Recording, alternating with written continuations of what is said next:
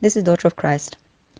A few weeks ago, Mohammed ibn Salman, the Crown Prince of Saudi Arabia, made some very shocking statements in an interview about rejecting hadiths when it comes to legal punishments and the constitution. This is shocking, as Saudi Arabia has always been the stronghold for upholding orthodox Salafi Islam, which mandates that Sharia law, meaning the laws and legal punishments in the Quran and Hadith, must be the law of the land, whether it comes to social matters, family law, or matters of the state. However, Prince Mohammed ibn Salman shockingly went on the record saying that the Saudi constitution is based mainly on the Quran, and that he would not execute any legal punishment without a clear Quranic text backing it, clearly marginalizing the Hadith. And when the interviewer pushed him on the use of the Hadiths also, he said, "I must not execute a legal punishment without a clear Quranic text or a clear text from the Sunnah. And when I speak about the Sunnah, I say most Hadith writers classified the Hadith based on their individual styles, like Bukhari and Muslim and others, saying it's Sahih or Hasan or Da'if. But there is a more important classification," he said, which is the Mutawatir Hadith, as in with a continuous chain, or the Ahad Hadith, meaning the non-Mutawatir, as in not with a continuous chain, even with more than one narrator, is not acceptable. And the Khabar Hadith, meaning the ones that may be true or false, are also not acceptable. Thereby, the prince has distanced himself from most Hadiths, which include the Bukhari and Muslim collections, saying that he rejects their methods of classification of authenticity. Among the Hadiths that the prince rejects is an Ahad Hadith that tells Muslims to face the Kaaba in their prayers after having faced Jerusalem, and is narrated only by one person. Muslims, including the prince, still follow this today. This is shocking, as he is effectively rejecting the vast majority of hadiths, and also rejecting the traditional ways of the main hadith collectors like Bukhari and Muslim, because even their Sahih hadiths they authenticated may not be good enough according to the prince.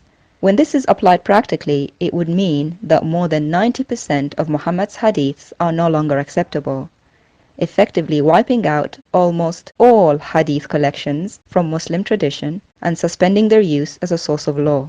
The Crown Prince also said that Saudi constitution is not to bind itself to any specific school of thought, because the door of improvisation is forever open, brazenly and bravely undermining the major schools of thought of Sunni Islam that have been followed and revered for centuries.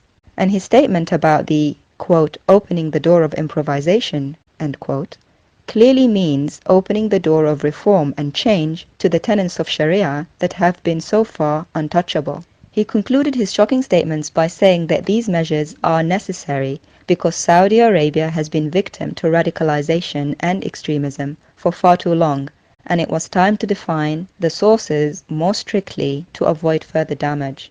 This is a very significant and unprecedented public undermining of the Hadith tradition from the Crown Prince of Saudi Arabia, the stronghold of Islam, an official rejection of most Hadiths, including Sahih Bukhari and Muslim, authentic sayings of Muhammad himself that have been for centuries second only to the Quran. Isn't it amazing the Crown Prince of Saudi has gone on the record rejecting most of the Hadiths of Muhammad himself? What's more amazing is actually the response. Believe it or not, there was a big sigh of relief and widespread acceptance of the prince's statements. Shockingly, Ahmad al-Tayyib, the Grand Imam of Al-Azhar, tweeted his support of this new reformation to Islam, saying that Muslims must not hold the jurisprudence and legal tradition as sacred, as this leads to rigid ways of thinking in today's Islam. He said, when some people hold on tightly to the literal words that came in the legal rulings of the past, they are being rigid, as those very rulings were themselves new and contemporary at their own time. He tweeted on the 10th of May 2021, quote, "The most dangerous obstacles to renewal are archaic fatwas that no longer benefit Muslims today, and the spread of harmful fatwas, ignorance of Islam and its sciences and traditions, and distorting the sacred things of Islam." End quote. The media noticed how similar his words were to those of the Crown Prince of Saudi about the renewing and reformation of the Islamic thinking, and only depending on the Quran and a minority of hadiths. It was also noticed that the Grand Imam had changed his tone from a previously stricter and more orthodox tone to a one more flexible and open to reform. When a prominent Egyptian journalist and presenter, Amr Adib, was questioned on this change of tack, he said, "Sure, it is the beginning of a real reformation and a return to reality." Muslims in the public eye, and even regular Muslims in comment sections, were seen to widely support and encourage this as a brave and progressive step to a better humanity, and asking how they can help. So, in summary, the Crown Prince of Saudi talks about rejecting the vast majority of hadiths. The Grand Imam of Al-Azhar and the Muslim public opinion encourage it and collectively breathe a sigh of relief. Is this the beginning of a Quran-only movement in Islam? And are Muslims now starting to officially reject and abrogate their religion? Why? Is it embarrassment? Is it shame? Or are they themselves finally tired of living under Islamic law?